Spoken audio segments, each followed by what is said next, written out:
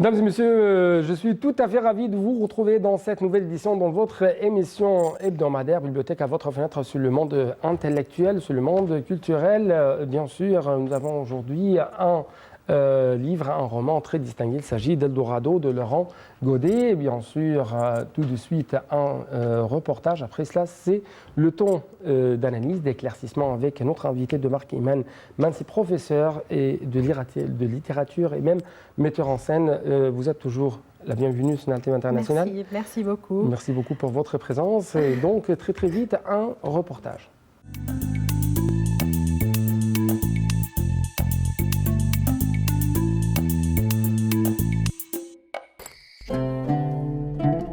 L'immigration désigne aujourd'hui l'entrée dans un pays ou une aire géographique donnée de personnes étrangères qui y viennent pour un long séjour ou pour s'y installer. Pour le migrant, l'immigration peut avoir une ou plusieurs motivations. Professionnelle, s'il ne s'agit que d'une mission de longue durée à l'étranger ou d'une période d'études, on parlera plutôt de mobilité ou d'expatriation. Politique, réfugiés politiques fuyant les persécutions. Sécuritaire, notamment en cas de guerre dans le pays d'origine. Économique, habitants de pays pauvres ou réfugiés climatiques cherchant un meilleur niveau de vie dans les pays riches éventuellement temporairement. Personnel, volonté de s'installer dans un pays par goût, par exemple si l'on se reconnaît dans ses valeurs. Familial, rejoindre le conjoint ou l'enfant déjà installé. Fiscal, l'installation dans un pays offrant un niveau d'imposition moins élevé.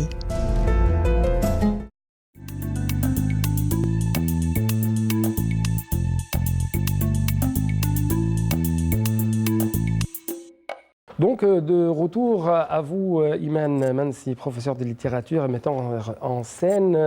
Ma première question porte sur le fait pourquoi vous avez même choisi ce roman, Eldorado. Bon, pour Eldorado, bien sûr, c'est un roman écrit par Laurent Godet.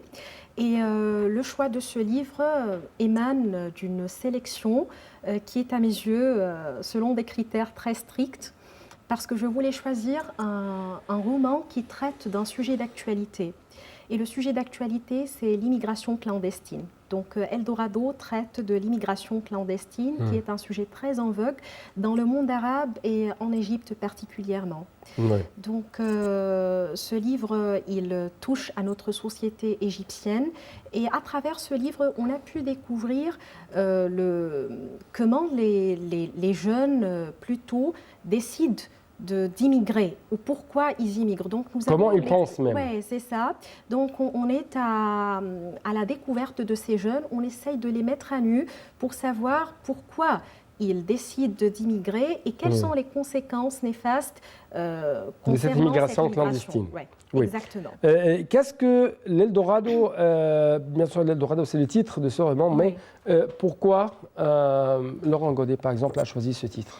Bon, Laurent Godet a choisi ce titre intelligemment. Quand on dit Eldorado, bien sûr, c'est dans sa définition dans le dictionnaire. Eldorado, c'est le pays parfait où tout est honneur. C'est un paradis. C'est un pays imaginaire.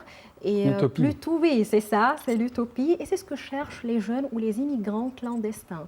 Ils partent, ils commencent à faire route en ayant ce rêve en tête. C'est que, je peux dire aussi que c'est un rêve illusoire. Ouais. Ils ont en tête qu'à travers l'immigration, quand je vais changer de pays et illégalement, clandestinement, c'est que je vais découvrir un paradis, je vais aller à l'autre bout du monde où il n'y a aucun problème. Et malheureusement, c'est là le point de départ de tous les problèmes. Je ne suis pas dans mon pays, je ne suis pas accueillie par les habitants de mon pays. Je trouve beaucoup de problèmes, surtout que je suis entrée dans ce pays illégalement. Je n'ai pas de papier, je serai sûrement arrêtée par les autorités. Et donc, c'est l'humiliation.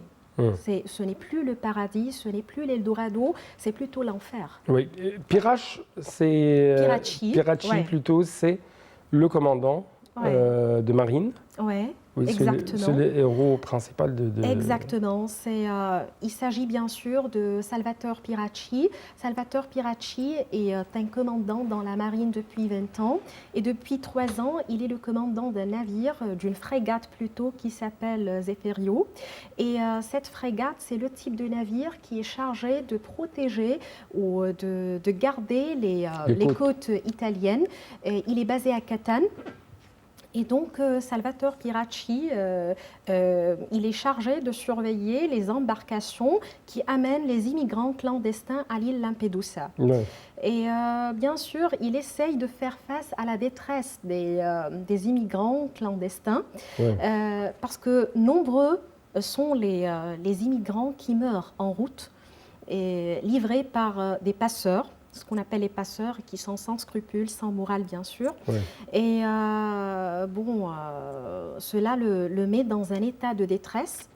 Et, Un état d'esclavage, un esclavage moderne, si nous pouvons c'est dire. ça, c'est un état d'esclavage plutôt pour les immigrés. Oui. Mais pour lui, ça le met dans un état de détresse parce que pour Salvatore Piracci, Oui, je parle déchiré, de ces immigrés. lui aussi, il est déchiré, il est tiraillé entre deux opinions. C'est qu'il est face à un dilemme. Il voit d'un côté que les immigrants, ce qu'ils font, c'est illégal. Comme on dit, l'immigration clandestine, c'est illégal. Et d'un autre côté, il a pitié d'eux. Il n'arrive pas à les aider. Et normalement... Il avait une sorte de sympathie pour eux. C'est ça, une sorte de sympathie. Oui, à travers leurs histoires, on ne trouve pas d'éléments de survie même. Oui, bien évidemment. Et même l'un des rescapés, il voulait se cacher et même il voulait avoir l'aide de Piracci. Piracci, au début, il a essayé de l'aider, mais il était submergé de colère et bien sûr, tant qu'il était très il y avait fidèle, un point tournant dans la personnalité de Piracci. C'est ça. C'est quand ça. Bon, c'est au moment où d'abord il y a eu une rencontre parmi l'un des immigrés. Il a rencontré sur la rue de Catane une femme. Et cette femme, il l'avait déjà sauvée quand elle était sur un navire qui s'appelle le Vittoria. Et cette femme, elle a subi une expérience difficile, c'est que son bébé était mort de soif et on a dû le jeter en mer. Et ce qu'elle voulait, cette femme, comme Piracci l'avait aidée auparavant, c'est qu'elle voulait qu'il lui emprunte son arme pour qu'elle fasse la revanche. Elle prenne la revanche de son fils et d'un certain responsable qu'elle a identifié, un dénommé Hussein Marouk. Et Piracci, bien sûr, comme il a aidé naguère, il a décidé de l'aider pour une deuxième fois en lui empruntant son arme pour qu'elle commette ce crime ou qu'elle prenne la revanche. Et à partir de ce moment, il y a eu cette réflexion, ce conflit à l'intérieur de Piracci. Ce conflit l'a poussé à tout quitter. Il a pris sa décision et du coup, il a dit « Bon, je voudrais partir en Afrique, je voudrais faire la route inverse pour découvrir cette envie chez les jeunes. Pourquoi les jeunes, ils immigrent? Pourquoi ils quittent l'Afrique? Pourquoi cette envie, cette volonté d'immigrer clandestinement dans de telles conditions inhumaines? C'est ça. Mais voudriez-vous même nous donner une idée sur l'originalité de ce roman? L'originalité de ce roman réside dans le fait que Laurent Godet a essayé de nous montrer les deux points de vue. Non seulement le point de vue de Salvatore Piracci, qui est un Européen qui se prend pour le gardien de la citadelle Europe, mais d'un autre côté, il y avait deux frères africains qui sont Soleiman et son frère Jamal, qui ont décidé eux aussi de faire la route, mais la route pour l'Europe. Ils voulaient arriver à l'Europe à travers la Libye. Mais malheureusement, Jamal, il va laisser Soleiman quand ils vont passer la frontière parce qu'il va tomber malade, mais il va demander à Soleiman de continuer son trajet. Et Soleiman, pour faire plaisir à son frère et pour tenir sa promesse, il continue le trajet. Et après tant de difficultés, après tant de misère, il pourra arriver en Espagne. Et je voudrais dire aussi que l'une des raisons grâce auquel il est arrivé en Espagne, c'était Pierachi. Oui. C'est que les deux, enfin, vont se rencontrer à Gardaïa. Ouais. Vont se rencontrer et Pierachi, après avoir été une sorte de détresse pour tous les immigrants, parce qu'il les renvoyait dès leur arrivée à la frontière, il va être une source d'espoir pour Soleiman. C'est que Soleiman, quand il va voir Pierachi de loin, il va croire que c'est Massambalo. Massambalo, c'est l'ombre d'un messager de divinité pour les voyageurs qui leur portent chance. Oui, et nous devons bien sûr continuer avec Massambalo, mais permettez-moi de prendre un tout petit reportage. Après cela, on va continuer pour suivre notre discussion.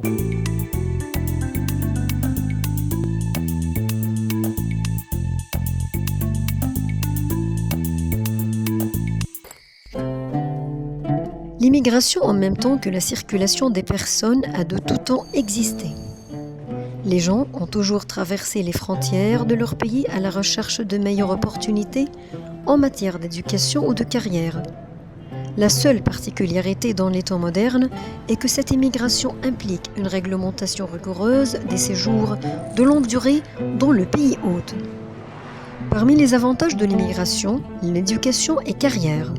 L'immigration offre de nouvelles possibilités pour les gens qui veulent poursuivre leurs études.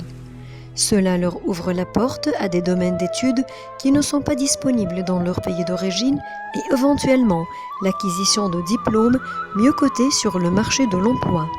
De même, les opportunités d'emploi et la flexibilité de la réglementation du pays d'accueil peuvent accélérer l'ascension sociale de l'immigrant qui ne peut pas accéder à de telles occasions dans son pays. La croissance économique.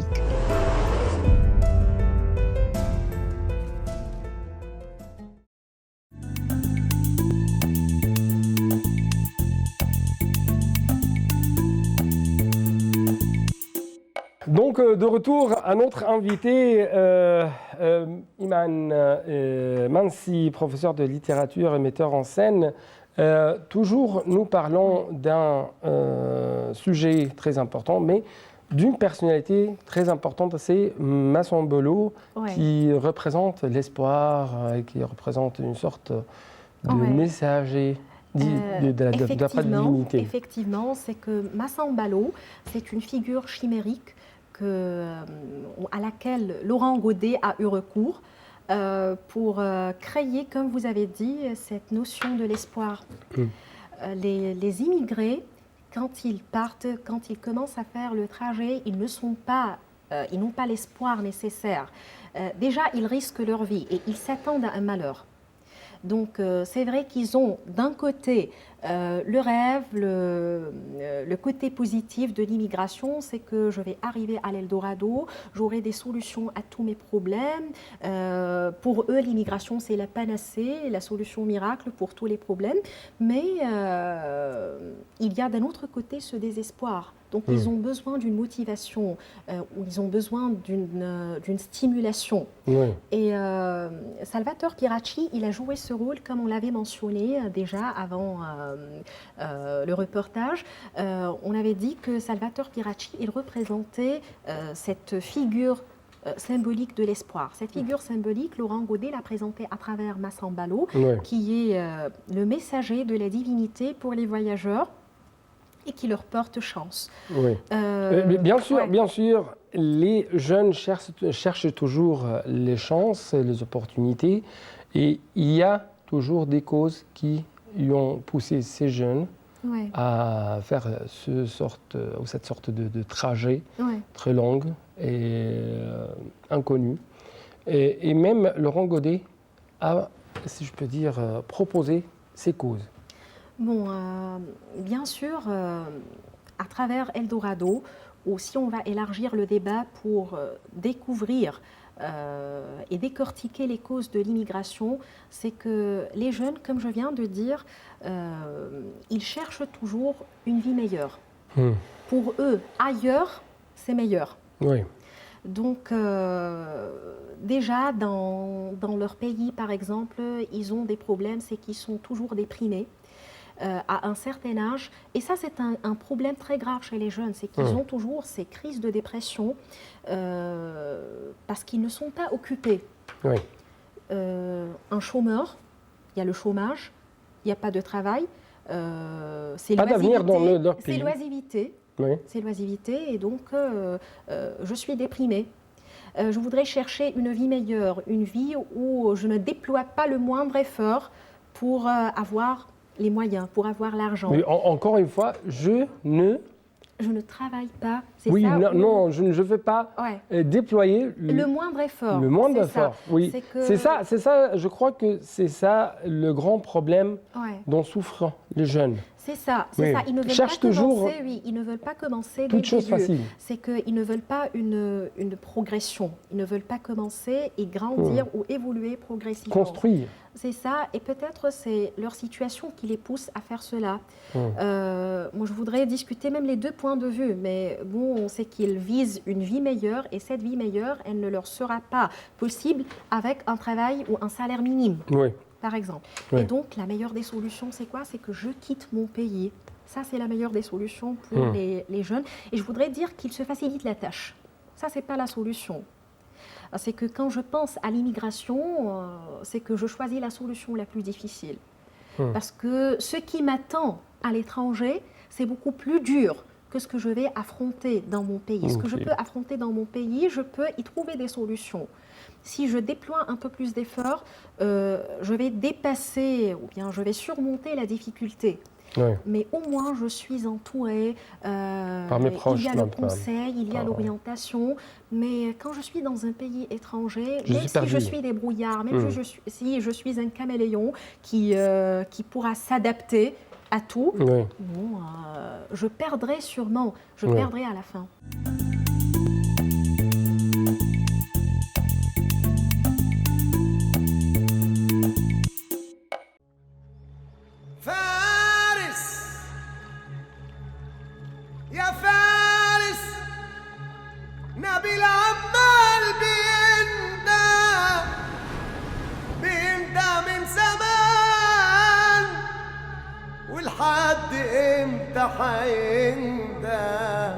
من صغر سنهم واللقى ما بينا عادة 3 كل واحد فينا مختلف بزيادة نبيل الهادي فينا والعاقل بنشوفه أكبر لكل موقف عنده حكمة وعمر ما ليها كرر وعكسه فارس شقي طول عمره مهما كبرنا قلبه طاير ودمه فاير أكتر منا وأنا بحر الوسطاني بينهم فيا منهم الاتنين بتجنن وابقى عالي وارجع أهدى في ثانيتين جربنا حاجات كتير لعب وهزار وفرح واستحملنا برضو ياما حزن وخناق وجرح وكبرنا أكتر ولقينا العيشة مش بالساهل لو مهما زاد الحمل بصحابي انا هبقى قادر بس الحمل زاد يا صاحبي وجه وقت البعاد ده كلام في عقل فارس لما بيغرق في السكات ونبيل كلامه ثابت بكره احلى لو حاولنا مش هنلوم الظروف والزمن وده حظ جيلنا وفي ثانيه كانت تقوم خناقه بينهم بعدها يا عم كفايه حكم مش ناقصين ولا وقتها ويرد نبيل اصبر يا صاحبي ده الطريق طويل بكره القليل على القليل بالصبر يكون كتير هنستحمل لامتى ما استحملنا كتير حاولنا مش هرضى بالقليل ولا هسمح تلوم في جيلنا كان ودي اقوم افض بينهم بس مش هينفع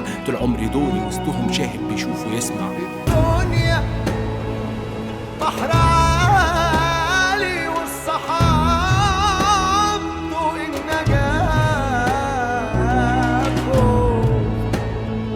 علي نفسه في اللي نفسه في مودان فات كتير بعد الخناقة أول مرة من سنين يفضل مكان عليا وما نبقاش متجمعين وبعد أيام جه نبيل عندي يزورني ما شفتش فارس سألني بخوف أكد لي ظني واليوم التاني كان قدامي فارس بيصارحني نويت أسافر وأتمنى نبيل يكون سامحني ما بقتش قادر أحاول ومات فيا الأمل الحال بيسوء زيادة يا صاحبي طب إيه العمل رغم المجازفة بدون ورق مطمن للطريق اخترت البحر يكون سبيلي وللسفر صديق لا لازم تحاول تاني تحاول أكتر يا فارس ده انتحار ازاي لنفسك تبرر اهوالي هتعديها ازاي في مركب صيد ما تقولش الموج هيشني ولاي كلام تعيد مش هعرف احميك يا صاحبي مش بايدي مش هقدر انا موجي عالي وانت عندي غالي ومتقدر الدنيا بحر عالي والصحاب ضوء النجاة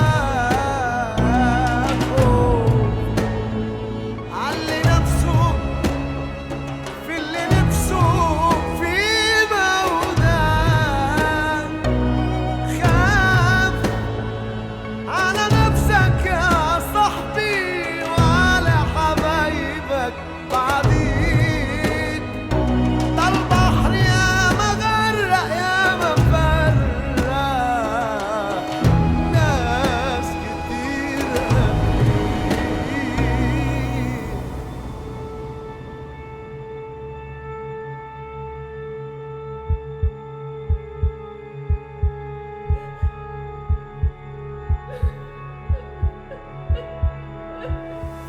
نبيل عرف الحقيقة الصدمة كانت أقوى منه، لو شفته شكله وقتها تدوله ضعف سنه. كنت مستنيه يجينا أصل عرفت أنا قبليه، ما هو مات ما بين إيديا ولسه في حضن أنا مخبيه. لو كان فهم كلامي، لو كان لصوتي سمع، لو كان عارف إن كل نقطة فيا دموع ووجع، على فارس واللي قبله واللي هيروح وبعديه، على أحلام غرقت وراحت جوه البحر اللي مداريه. لو بس حس عذاب غيابه اللي سايبنا فيها، أو لو بس قرا جواب نبيل اللي كتبه ليه. أنا مش بلومك أنا ولا بلوم البحر، بس اللي باقيلنا منك حزن وألم وقهر. كان نفسي تشوف ولادي، كان نفسي أشوف ولادك، كان نفسي ربي يجعل معادي قبل معادك. كان نفسي ولسه نفسي أشوفك تاني عن قريب، ونفسي ما أشوفش فارس تاني عن صحابه يغيب. دنيا بحر عالي والصحاب ضوء النجاة، علي نفسه في اللي نفسه في موجود. خاف على نفسك يا صاحبي وعلى حبايبك بعدين. ده البحر يا مغرق يا مفرق ناس كتير قبلي.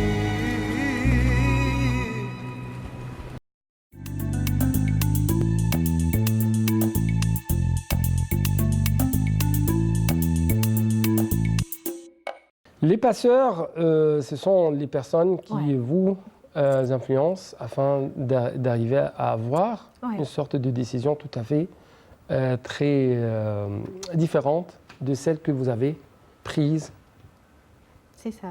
au premier temps. Les passeurs, c'est l'un des thèmes ou l'une des notions qui ont été développées dans Eldorado.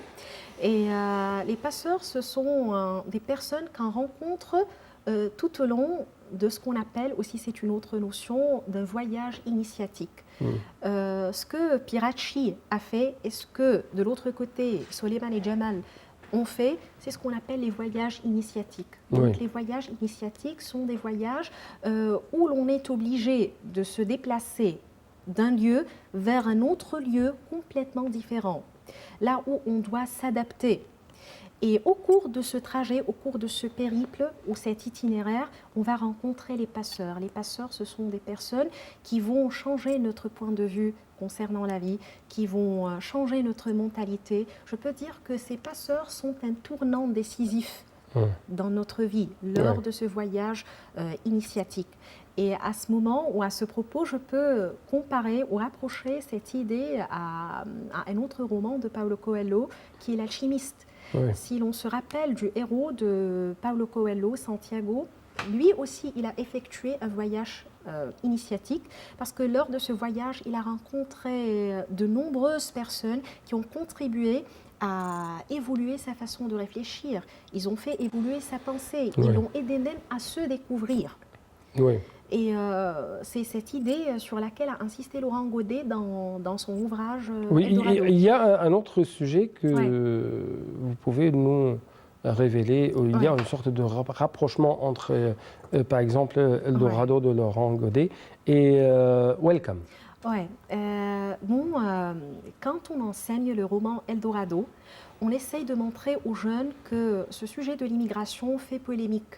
Et du coup, il a été traité à travers plusieurs types artistiques, non seulement à travers la littérature et les romans, mais aussi à travers le cinéma. Et l'immigration clandestine a été traitée dans le cadre d'un film intitulé Welcome. Le film Welcome, il est sorti en 2004 et il a été réalisé par Philippe Lioré. Et c'est presque la même histoire d'Eldorado. C'est l'histoire de, Bilal. Bilal, c'est un Kurde. Et ce Kurde, il veut traverser la Manche pour arriver à sa bien-aimée. Et du coup, il va faire plusieurs essais pour arriver à sa bien-aimée et il va s'arrêter à Nord-Pas-de-Calais en France, d'abord pour traverser la Manche et malheureusement, les autorités vont l'arrêter pendant le fait de dépasser les frontières. Et il va s'arrêter à Nord-Pas-de-Calais. Il va aller à une piscine et là-bas, il va rencontrer un monsieur, un entraîneur plutôt, qui s'appelle Simon. Simon, il aura le rôle de Pirachi. Donc on peut comparer Bilal à Soleiman dans Eldorado et on va comparer Simon à Pirachi dans Eldorado. Donc Simon, les points communs, c'est que Simon sera toujours pour Bilal l'espoir. Ouais. Simon, il va comprendre la situation de Bilal. Et Simon aussi, il était marié à une femme qui s'intéressait à ces immigrants clandestins. Ouais. Et donc, pour faire plaisir à sa femme, parce qu'ils étaient séparés, pour la récupérer, il va essayer de s'intéresser à cette cause de Bilal. Et donc, il va lui apprendre à nager pour qu'il traverse la Manche. Mais malheureusement, c'est une fin un peu triste, c'est que Bilal, donc, va mourir il a décidé de traverser la Manche pour rejoindre sa bien-aimée en Angleterre. Oui, toujours chercher la femme. Ouais. C'est une sorte d'immigration. Les causes de l'immigration plutôt. Je dois vous remercier infiniment pour votre discussion, pour vos explications. Vous-même, vous avez pu nous éclaircir les grandes idées et nous donner une sorte de dimension très intéressante. Merci beaucoup, je vous remercie de même. Merci beaucoup, Iman Mansi, professeur de littérature et metteur en scène. Merci à vous. Merci. Donc, c'était tout pour cette édition, chers téléspectateurs. Bonne suite de nos programmes sur une Alternative Internationale.